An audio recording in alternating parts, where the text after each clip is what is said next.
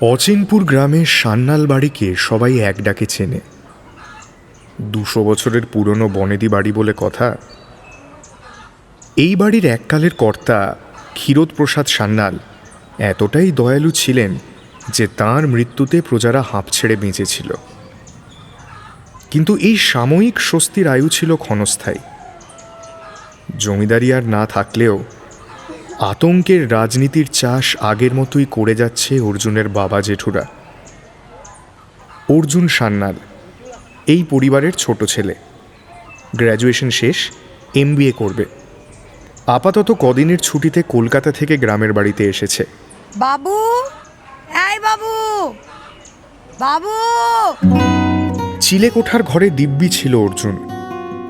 এমন সময় নিচ থেকে ভেসে আসা মায়ের ডাকে এলোমেলো ভাবনার তারগুলো ছিঁড়ে গেল।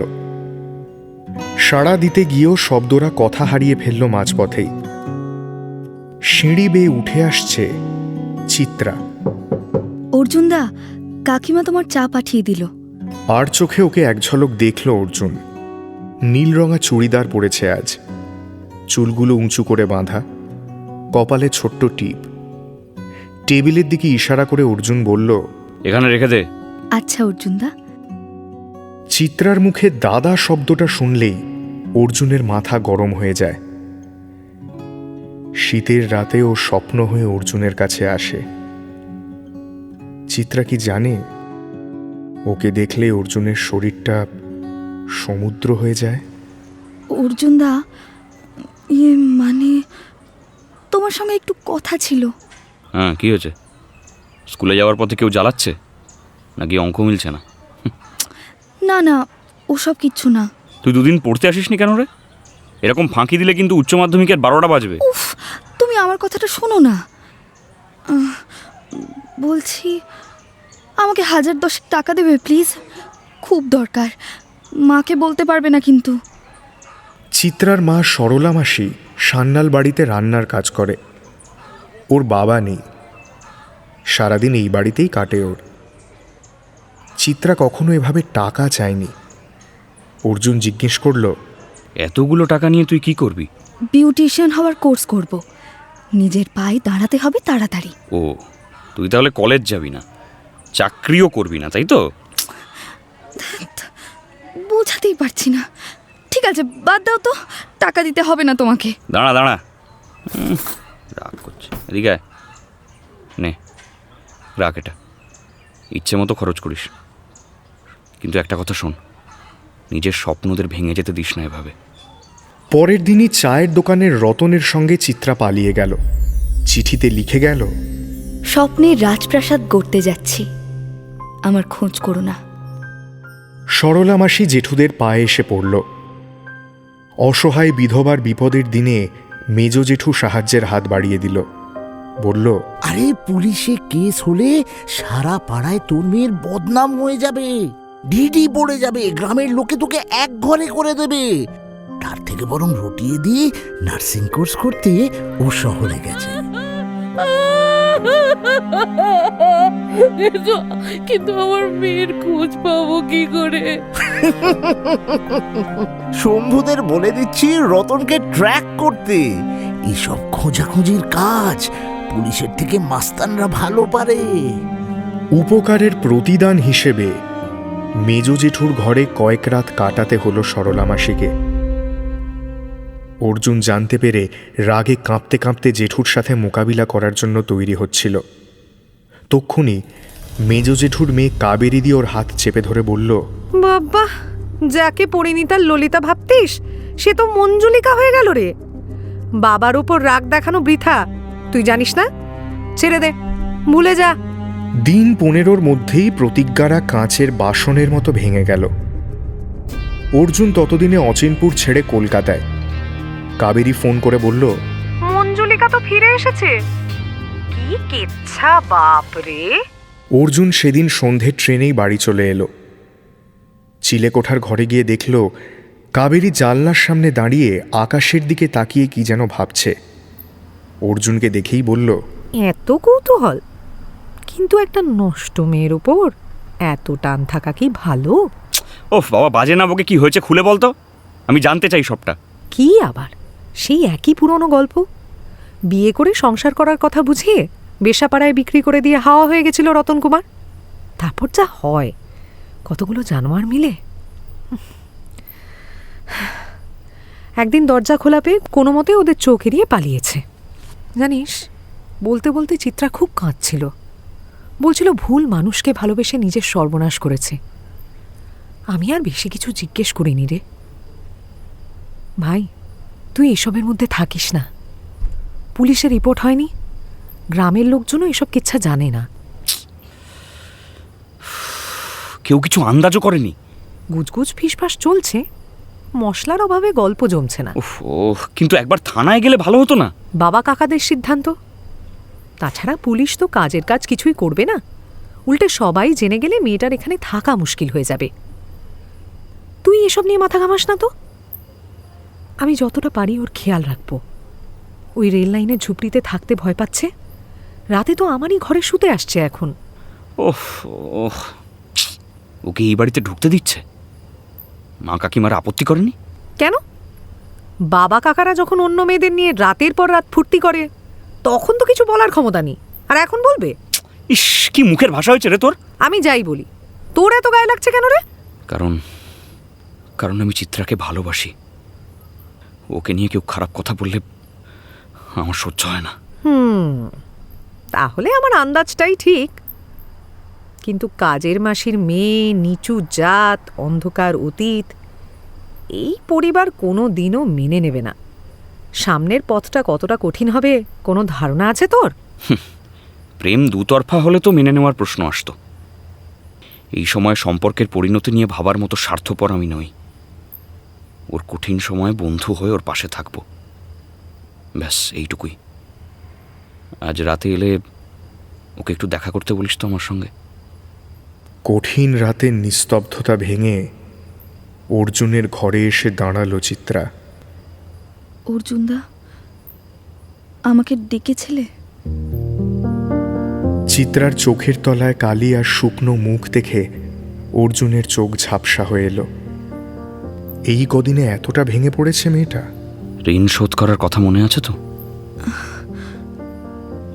আমার কাছে তো তোমাকে দেওয়ার মতো কিছুই নেই। চুপ কর, বেশি জেনে গেছিস সব। শোন, স্কুলে ডুব মারা কিন্তু অনেক হয়েছে। হ্যাঁ, আবার পড়াশোনা শুরু কর। সামনে উচ্চ মাধ্যমিক, সেই খেয়াল আছে? একটা ভালো রেজাল্ট করে একটা ভালো কলেজে ভর্তি হতে হবে। হ্যাঁ, আমার দ্বারা হবে না। সারাক্ষণ ভয় করে, যদি যদি রতন ফিরে আসে আবার। রাতে ঘুম আসে না। শোন, একটা কথা শোন, যদি এখানে আসে না তাহলে রতন জেলে যাবে। আর নিজের বিপদ কি কেউ নিজে থেকে ডেকে আনে? তুই এই ফোনটা রাখ, আমার নাম্বারটা সেভ করা আছে। কখনো কোনো সমস্যা হলে কিন্তু আমাকে জানাবি। কিন্তু তুমি আমার জন্য এত করবেই বা কেন? তোমার কিসের দায়? বেশি কথা বলতে হবে না তোমাকে, বুঝেছো? শোন, সব ভুলে আবার নতুন করে শুরু কর, বুঝলি? চিত্রার চোখে জল, মুখ নিচু করে চলে গেল। ছুঁড়ে দিয়ে গেল একটা ছোট্ট হাসি। এটুকুই তো চেয়েছিল অর্জুন। পরের দিন কলকাতায় ফেরার পালা। গাড়িতে উঠতে যাচ্ছে অর্জুন, এমন সময় চিত্রা এক মুঠো শিউলি ফুল নিয়ে এসে বলল, তোমার জন্য। কি জানি আবার কবে দেখা হবে। তুই কি ভাবলি এত সহজে মুক্তি পাবি? রোজ ফোন করবো, পড়া ধরবো, মনে থাকে যেন। এলাম রে, টাটা। মেঘ কেটে রোদ উঠল। দূরে থেকেও কাছাকাছি চলে এলো চিত্রা আর অর্জুন। মুখোমুখি কথাবার্তার সুযোগ করে দিল হোয়াটসঅ্যাপ। সন্ধেবেলা ফিজিক্স নিয়ে শুরু হওয়া কথারা মাঝরাতের আশকারায় ভিডিও কল হয়ে উঠতে বেশি দিন সময় নিল না। আমার সব সময় খুব ভয় লাগে অর্জুনদা। ওই দিনগুলোর কথা কি কোনোদিনও মন থেকে মুছে ফেলতে পারবো পুরোপুরি? আমি আছি তো পাগলি। আপাতত জয়েন্টের অঙ্ককে ভয় পা শুধু। প্রশ্ন খুব কঠিন হয় কিন্তু। আমি কি পারবো? শোন, নিজেকে ভিকটিম ভাবা বন্ধ কর। এতবার বললাম, কলকাতায় এসে জয়েন্টের স্পেশাল কোচিং নে। কথা তো শুনলি না। অত টাকা কোথায় আমাদের? তাছাড়া তুমি ফোনেই এত ভালো করে পড়িয়ে দাও, ওসব দরকার হবে না। দেখো, আমি চেষ্টা করছি, তোমার এত পরিশ্রম বিফলে যেতে দেব না। দেখো। তাই যেন হয়। যা ঘুমিয়ে পড়। যাও, তুমিও ঘুমাও। গত সপ্তাহেই জ্বরে পড়েছিলে, আবার অনিয়ম শুরু করে দিও না যেন। কথায় কথায় কোথা দিয়ে যেন কেটে গেছে বেশ কিছু মাস। চিত্রা উচ্চ মাধ্যমিকে জেলার মধ্যে দ্বিতীয় হলো, জয়েন্টে 1200-র কাছাকাছি র্যাঙ্ক। সত্যি বলতে ওর থেকে এত ভালো রেজাল্ট অর্জুন আশা করেনি। সব কাজ শিখিয়ে তুলে ও গ্রামে ছুটল। কাবেরী অর্জুনকে দেখেই বলল, আরে এই তো এসে গেছে মহব্বতের রেসারকে। তা ভাইলেন কোথায় তোর? আরে বাবা, আমি পেতনির সাথে প্রেম করি না। সারাদিন সিনেমা দেখে দেখে তোর মাথাটা গেছে। তবে বলতেই হবে, মেয়ে কিন্তু তাক লাগিয়ে দিল, তোর কাছে পড়ে তোর থেকেও ভালো রেজাল্ট করলো। এবার বিয়েটা সেরে ফেল না তোরা। বাজে কথা বলিস না তো, ওর সবে 17। বাল্যবিবাহ করবো নাকি? আমাকে জ্ঞান না দিয়ে তুই নিজে বিয়ে কর না, বুড়ি হয়ে গেলি তো। বাবু, তুই কাবেরীকে বিয়ে নিয়ে উল্টোপাল্টা কথা বলবি না একদম। মাকে দেখে একটু দমে গেল অর্জুন। হঠাৎ এরকম বলছে কেন জানতে চাওয়ায় মা বলল, কলেজে পড়ার সময় কলকাতার এক ছেলের সাথে ওর সম্পর্ক হয়েছিল, অর্পণ মণ্ডল, নিচু জাত। সে কথা বাড়িতে জানাজানি হওয়ার পরেই মেজদা ওকে কলেজ ছাড়িয়ে ঘরে আটকে রাখলো। ছেলেটাকেও হুমকি দিয়েছিল। সে তো শুনেছি বাইরে চাকরি নিয়ে পালিয়ে গেছে। তুই তখন অনেক ছোট ছিলি, তাই কিছু জানতে দেওয়া হয়নি তোকে। নিজের মেয়ের জীবনের সব সিদ্ধান্ত জেঠু নিল, আর তুমি দিদির কাকু কাকিমা হয়ে বসে বসে দেখলে, প্রতিবাদ করলে না। দিদির জীবনটা তো নষ্ট হয়ে গেল। আমাদের আর কতটুকু ক্ষমতা বল? দাদার কথাই এখানে শেষ সিদ্ধান্ত, এটা তুইও জানিস। অর্জুন অসহায় রাগে ছটফট করতে লাগলো। হাসি খুশি দিদিটা এত যন্ত্রণা চেপে রেখেছে নিজের মধ্যে। সন্ধেবেলা একটা চকলেট নিয়ে ওর ঘরে যেতেই কাবেরী বলল, কেসটা কি? যতই ঘুষ দাও, শ্রীরাধিকার সাথে রাতের আগে দেখা করতে পারবে না। সে পাড়ার ক্লাবে সংবর্ধনা নিতে গেছে। দিদির কথা শেষ হতে না হতেই দরজায় পরিচিতের ছায়া পড়ল। শুকনো মুখে দাঁড়িয়ে আছে চিত্রা। বলল, ভালো লাগছিল না, তাই অনুষ্ঠান শেষ হওয়ার আগেই চলে এলাম। মুহনের আর কি দোষ বল, সে তো এ বাড়িতেই পড়ে আছে। কিন্তু তুই মুখটা অমন প্যাঁচার মতো করে আছিস কেন রে? ভিড়ের মধ্যে যেন রতনকে দেখলাম মনে হলো। শোন, ওসব তোর কল্পনা, সারাক্ষণ ভুলভাল চিন্তা আর ভয় পাওয়ার ফল। আমার ঘরে চল তো, কথা আছে। এই তুই চুপ করবি? খালি মা এদিকে এলে আমাকে একটা মিস কল দিস। চিত্রাকে নিয়ে নিজের ঘরে ঢুকলো অর্জুন। জামার পকেটে হাত ঢুকিয়ে একজোড়া দুল বের করলো। বলল, দেখ তো পছন্দ হয় কিনা। আমি এত দামি গিফট নিতে পারবো না অর্জুনদা। উফ, এভাবে দূরে ঠেলে দিস কেন বলতো সব সময়? তোকে যে আমি ভালোবাসি এটা বুঝিস না? না, বুঝি না।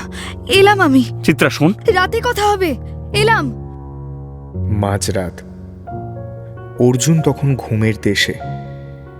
ফোন বাজছে। কোনো রকমে ঘুম চোখে স্ক্রিনের দিকে তাকাতেই নামটা ফুটে উঠল, চিত্রা। এত রাতে কি হলো আবার? কি হয়েছে রে? অর্জুনদা, অর্জুনদা, আমার সর্বনাশ হয়ে গেল। আত্মহত্যা করা ছাড়া আর কোনো পথ নেই আমার। রতন ফোন করেছিল, আমার নতুন নাম্বার কোত্থেকে পেয়েছে জানি না। বলল ওর সাথে যদি আমি, তাহলে আমার পুরনো ভিডিও ভাইরাল করে দেবে। শোন শোন শোন, কিচ্ছু হবে না, কিচ্ছু হবে না তোর। কাল সকালেই আমরা পুলিশের কাছে যাব, ঠিক আছে? চিন্তা করিস না, আমি আছি তো। চিত্রাকে কথা দিলেও থানায় ডায়েরি করতে যাওয়ার পরিকল্পনা বাতিল করতে হলো অর্জুনকে।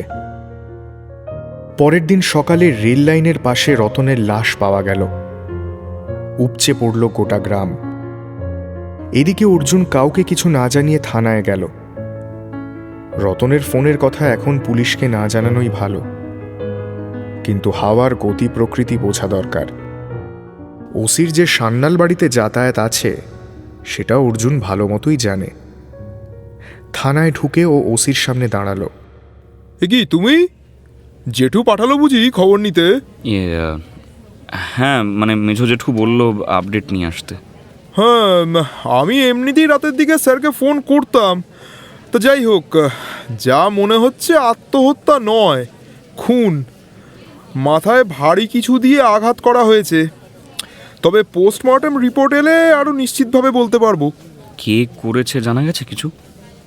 মানে অনেক সময় তো মাস্তানরা নিজেদের মধ্যে মারামারি কাটাকাটি করে মরে। চান্স কম। ওর দলের কেউ হলে সে নিশ্চয়ই এইটা ছেড়ে যেত না। ওসি নিজের মোবাইলে তোলা একটা ছবি অর্জুনের দিকে এগিয়ে দিলেন।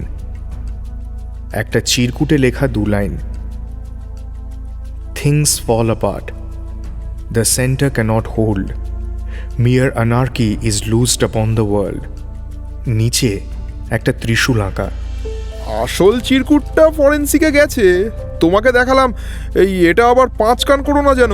Second coming? এ তো ইটস পড়া উচ্চশিক্ষিত খুনি। প্যাটার্ন দেখে তো মনে হচ্ছে প্রমিলার কাজ। ওই ত্রিশূল ওরই চিহ্ন। প্রমিলা? মানে অনেকদিন আগে একটা গুজব শুনেছিলাম বটে। বছর 5 আগে বউয়ের গায়ে আগুন লাগিয়ে তাকে পুড়িয়ে মেরেছিল হারান সরকার। আইনের পথে আমরা এগোচ্ছিলাম, হয়তো শাস্তিও পেত। কিন্তু তার আগেই রেল লাইনের ধারে ওর লাশ পাওয়া গেছিল, সঙ্গে কবিতার লাইন আর এই ত্রিশূল। রতনের খুনও হুবহু সেই খুনের কার্বন কপি। তাই প্রমিলাকে? মাঝরাতে লাল শাড়ি পরা, মুখের অর্ধেক অবধি ঘোমটা টানা এক মহিলাকে আলপথ ধরে হেঁটে যেতে দেখা যায় মাঝে মধ্যে। কত রকম গল্প আছে ওকে নিয়ে। কেউ কেউ বলে ও শরীরী, কেউ আবার বলে অশরীরী। কেউ বলে মেয়েদের সুরক্ষা সুনিশ্চিত করাই ওর ব্রত। ওকে কিন্তু ভয় পায় গ্রামের লোক। এই গ্রামে মেয়েদের পুরুষতন্ত্রের অত্যাচার থেকে বাঁচানোর জন্য একটা মেয়ে এগিয়ে এসেছে? এও কি সম্ভব? তা জানি না ভাই। এই নাম, পরিচয়, চেহারা সবই তো অজানা। এই শুধু লাল শাড়ি, ঘোমটা আর ত্রিশূলের সূত্র ধরে এই খুনি ধরবো কি করে? আরে আমি তো আর ফেলুদা বা বোমকেশ নই রে ভাই। তাহলে রহস্যই থেকে যাবে, তাই তো? হয়তো এরকম গুচ্ছ গুচ্ছ সলভ না হয়ে কেস পড়ে আছে আমাদের রেজিস্টারে। আর তাছাড়া জীবাণুর মতো খারাপ লোক এই ঠিক করছে সমাজে। এই 2-1টাকে এইভাবে নামিয়ে দিলে ক্ষতি কি? সব প্রশ্নের উত্তর পেতে নেই।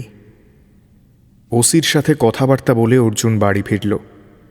দিদির ঘরে গিয়ে দেখল চিত্রা একই রকমভাবে বসে। ও কিছু বলার আগেই অর্জুন বলল, শোন, ভয় করছে, পুলিশ আমায় সন্দেহ করবে, আমার কি হবে, এরকম কথা একদম বলবি না। এখন কিন্তু কঠিন হওয়ার সময়। কি করব তাহলে? তুমি বলে দাও। আমি কাল কলকাতা ফিরব। তোর সব ডকুমেন্টগুলোর ফটোকপি দিবি আমাকে। কলেজের ফর্ম ফিল আপ করতে হবে তো। আমি এদিকে কাজ এগিয়ে রাখি, আর তুই সপ্তাহ 2 পরে আয়। মেয়েদের হোস্টেলের থাকার ব্যবস্থা করে রেখেছি। আচ্ছা, আমি তোমার সাথেই চলে যাই না কাল? এই অভিশপ্ত জায়গাটা থেকে বেরোতে পারলে বাঁচি। না, আমাদের মধ্যে যোগাযোগ আছে, তা যেন গ্রামের লোক বা আমার বাড়ির লোক ঘুণাক্ষরেও জানতে না পারে। জানিস তো এদের মাথায় কত পেঁচ। কিন্তু ইঞ্জিনিয়ারিং পড়তে তো অনেক টাকা লাগে, আমি কোথায় পাবো? শোন, তোর যা র্যাঙ্ক, সরকারি কলেজে হয়ে যাবে অনায়াসে, বেশি খরচ হবে না। আর তোকে এত কিছু ভাবতে কে বলেছে? আমি তো মরে যাইনি এখনো। ভাগ্যিস তুমি ছিলে, নইলে যে কি হতো আমার। অচিনপুর থেকে বেরোনোর পরেই অর্জুন আর চিত্রার জীবনের দিকভ্রষ্ট নৌকার পালে হাওয়া লাগল। MBA-র পর অর্জুন একটা মাল্টিন্যাশনাল কোম্পানিতে ম্যানেজার হিসেবে জয়েন করল। ঝড়ের গতিতে কেটে গেল 4-4টে বছর। কোম্পানি থেকে একাধিকবার বিদেশে পাঠাতে চাইলেও চিত্রাকে ছেড়ে অর্জুনের অত দূরে যেতে ইচ্ছে হয়নি কখনো। ওকে দেখলে গর্বে অর্জুনের বুকটা ভরে ওঠে। অতীতকে পেছনে ফেলে প্রজাপতি হয়েছে ও। ব্যাচ টপার, ডিবেটে চ্যাম্পিয়ন চিত্রার এখন অসংখ্য অনুরাগী। ক্যাম্পাসিংয়ে লোভনীয় চাকরিও পেয়েছে। 2 কামরার ফ্ল্যাট ভাড়া নিয়ে সরলা মাসিকে নিজের কাছে এনে রেখেছে। এই রামধনু রঙা মায়াবী জীবনই তো চেয়েছিল ওরা দুজন। স্বপ্ন সত্যি হয়েছে। এবার সম্পর্ককে পরিণতি দেওয়ার পালা। চিত্রাকে একদিন অর্জুন টেক্সট করল, সন্ধেবেলা ফ্রি আছিস? গল্প স্বল্প ক্যাফেতে আসবি? বিকেলে ক্যাফেতে যাওয়ার পথে একটা গোলাপের তোড়া কিনল অর্জুন। যে আংটিটা গত 2 বছর ধরে পকেটে নিয়ে ঘুরছে, আজই তার আত্মপ্রকাশের সঠিক সময়। চিত্রা আসতেই কোনো রকম ভনিতা ছাড়াই ফুলটা দিয়ে অর্জুন বলল, তোকে কখনো বলিউডি কায়দায় প্রপোজ করা হয়নি। গার্লফ্রেন্ড বানাতে চাইলে কিভাবে রিয়্যাক্ট করবি, পুরনো কথা ভোলার জন্য তোর সময় দরকার, এরকম হাজার ভাবনার ভিড়ে কখনো মুখ ফুটে বলা হয়নি মনের কথাগুলো। আজ সাহস করে বলছি, চিত্রা, বিয়ে করবি আমাকে? হ্যাঁ বলে তোমার জীবনটা নষ্ট করব না। আমি তোমার যোগ্য নই। তুই তুই আমায় ফিরিয়ে দিচ্ছিস সেভাবে? সান্যাল সোরেন, কাজের লোকের মেয়ে, ভালো ছেলে নষ্ট মেয়ে। আকাশ আর পাতালের মধ্যেও এত ব্যবধান নেই অর্জুনদা। রতনের খুনের কোনো কিনারা হয়নি। যদি অতীত আবার অন্ধকার হয়ে নেমে আসে, আমাকে বিয়ে করলে তোমার পরে আফসোস হবে অর্জুনদা। অত কঠিন কথা বুঝি না আমি, চিত্রা। তোকে ছাড়া আমার চলবে না, ব্যাস। এমন একটা ঘটনার পরেও তুই যেভাবে ঘুরে দাঁড়িয়েছিস, জীবনটাকে গুছিয়ে নিয়েছিস, তা কজন পারে বল আমায়? তুই আমার অহংকার রে পাগলি। সে তো তুমি পাশে ছিলে তাই। আমি কিছুই করিনি চিত্রা, তোর মধ্যে আগুন ছিল, তাতে পুড়ে তুই নিজে ফিনিক্স হয়েছিস। সে যাই হোক, তোর জন্য কত ছেলে পাগল এখন। তার উপর আমার বাপ ঠাকুরদার কালো রক্ত। অমন চরিত্রহীন পরিবারের ছেলেকে তুই মেনে নিতে যাবি কোন দুঃখে? তাই তো। আমি তাহলে আসি রে। থাক, অনেক নাটক হয়েছে। তাহলে বলো, কবে বিয়ে করবে আমাকে? অর্জুন চিত্রার হাত ধরে ওর দিকে আরও একটু এগিয়ে এলো। তারপর ওর কোমরে হাত রেখে নির্দ্বিধায় ঠোঁটে ঠোঁট মিশিয়ে দিল। এত বছর ধরে নিজেকে আটকে রেখেছে, আর নয়। এবার বাঁধ ভাঙা নদীতে ঢেউ উঠবে, বাঁধন হারা প্রেমে ভেসে যাবে দুকুল। পরের দিন ফোন করে কাবেরীকে সবকিছু জানালো অর্জুন। শোন, চুপচাপ বিয়েটা সেরে নে, তারপর বাড়িতে জানাবি। এই বাড়ির লোক সাংঘাতিক, আগে জানলে বিয়েটাই হতে দেবে না। কথাটা মিথ্যে নয়। অর্জুন আর চিত্রা কালীঘাটে মালাবদল সেরে ফেলল। জনাদশেক বন্ধুর উপস্থিতিতে রেজিস্ট্রিও হলো। বিয়ের রাতে চিত্রা অর্জুনকে 2টো টিকিট দিয়ে বলল, শিলং বুকিং ডান, কালকে ফ্লাইট। যাবে তো? এত জায়গা থাকতে শিলং কেন? ওই যে রবি ঠাকুর শেষের কবিতা। ও মা, কিন্তু অমিত লাবণ্য তো বিচ্ছেদ হয়েছিল। আমাদের হবে না। এত কিছুর পরেও যখন তুমি আমার হাত ধরে রেখেছ, আর ছাড়তে দেব না কোনোদিন। সে তো জানি, কিন্তু তুমি কি আজকের রাতটা কিন্তু কিন্তু করেই কাটাবে নাকি? আমি কিন্তু তাহলে ঘুরতেও যাব না। বাবা, এখন থেকেই এত শাসন? ভালোই। অর্জুন কথা শেষ করার আগেই চিত্রা মিষ্টি হেসে জড়িয়ে ধরল ওকে। আর ওদের ভালোবাসার সাক্ষী থাকা চাঁদ ডুবে গেল মেঘের কোলে। পরের দিন সকালে এয়ারপোর্টে গিয়ে কাবেরীকে ফোন করলো অর্জুন। কিরে, মিলন হলো মনের মানুষের সঙ্গে? চিত্রা খুশি তো? এমনিতে তো সব ঠিকই আছে রে দিদি, কিন্তু মাঝে মধ্যে রতনের খুনের ব্যাপারটা নিয়ে টেনশন করে। কেসটা আমাকেও ভাবায়, জানিস। এত বছর হয়ে গেল, কিন্তু খুনি কে জানাই গেল না। আরে পাগল, এখন চিত্রা কোথায় বরফের শিফন শাড়ি উড়িয়ে নাচবে আর তুই পিছন থেকে জড়িয়ে ধরবি? তা না, সিংহাম সাজার শখ হয়েছে। বাজে চিন্তাদের ছুটি দিয়ে প্রেমের জোয়ারে ভাসাবে দোহারে মোড অন করতো। জোয়ারে ভেসে আর যাবো কোথায়? হানিমুনের পর বাড়ি যাব, জেঠুর সঙ্গে একটা বোঝাপড়া করতে হবে। মানে কাল বৈশাখী আসন্ন, সে যা হবে দেখা যাবে। আপাতত ঘুরে আয় তো। ফোন কেটে গেল। খানিকক্ষণ চুপ করে বসে রইল কাবেরী। তারপর ধীর পায়ে আলমারির দিকে এগিয়ে গেল। লকার থেকে বার করল ত্রিশূল আঁকা একটা ডায়েরি। প্রথম দুটো পাতা ছেঁড়া। 3 নম্বর পাতায় যত্ন করে লিখল, অনাচার করো যদি, রাজা তবে ছাড়ো গদি। এবার জেঠুর পালা। প্রশাসন যখন অপরাধীকে শাস্তি দিতে অক্ষম, আমিই দেব। জীবাণুর মতো খারাপ লোক ঠিক ঠিক করছে সমাজে। হারান, রতন, জেঠুর মতো 2-4টেকে এভাবে নামিয়ে দিলে ক্ষতি কি? অর্পণের বোনকে ধর্ষণ করে খুন করেছিল কাবেরীর জেঠুর পোষা গুন্ডা। প্রাণ বাঁচাতে মা বাবাকে নিয়ে গ্রাম ছেড়েছিল অর্পণ। বলা বাহুল্য, বিচার পায়নি মেয়েটি। তাছাড়া গ্রামের একাধিক মেয়েকে ধর্ষণ, সরলার অসহায়তার সুযোগ নিয়ে তার সাথে সহবাস, গরিব গ্রামবাসীর ওপর অত্যাচার।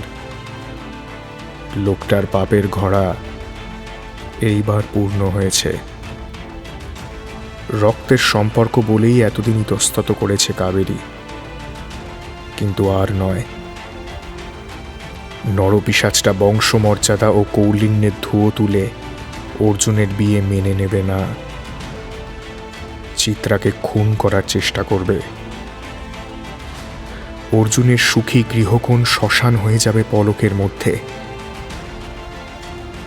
ভারী পিতলের ফুলদানিটা নিয়ে এলোমেলো পায়ে ঠাকুর দালানের দিকে এগিয়ে গেল কাবেরী। হঠাৎই চোখে পড়ল পুরনো বাড়ির দেওয়াল ভেদ করে উঁকি দিচ্ছে বটগাছের শিকড়। ভয়ে ভয়ে মুখ বাড়াচ্ছে 3টে সবুজ পাতা। অর্জুন চিত্রার এই নতুন প্রাণবন্ত প্রেমকে ও কিছুতেই নষ্ট হতে দেবে না, হতে দেবে না কাবেরী। পরিবার আর প্রেমের মধ্যে এবার প্রেম জিতবে, জিততেই হবে তাকে। প্রেম.com সিজন 6 ডার্ক অ্যান্ড লাভলিতে আপনি শুনলেন ডক্টর অনিন্দিতা দের লেখা গল্প রক্তের টান। গল্প পাঠে অগ্নি, অর্জুনের চরিত্রে ঋতব্রত মুখোপাধ্যায়, চিত্রার ভূমিকায় সাঁচপাতি, কাবেরী দিদির চরিত্রে রিয়া, মেজ জেঠুর ভূমিকায় পুষ্পল, মায়ের চরিত্রে ইভানা, সরলা মাসির ভূমিকায় অরুণিমা, সাউন্ড ডিজাইনে Indranil, creative design Alekhya, digital publicity Srishti, শব্দগ্রহণ, পর্ব পরিচালনা এবং ওসির চরিত্রে অরিজিৎ, সমগ্র পরিকল্পনা ও পরিচালনায় আমি মোহর। আমরা আন্তরিকভাবে কৃতজ্ঞতা জানাই ঋতব্রত মুখোপাধ্যায় এবং ডক্টর অনিন্দিতা দেকে আমাদের এই উদ্যোগের পাশে থাকার জন্য। টিম প্রেম.com আবার থাকবে হাজির আগামী সপ্তাহে একই সময় নিয়ে আরও একটি ডার্ক অ্যান্ড লাভলি গল্প। ততদিন stay primed and keep listening to Mirchi.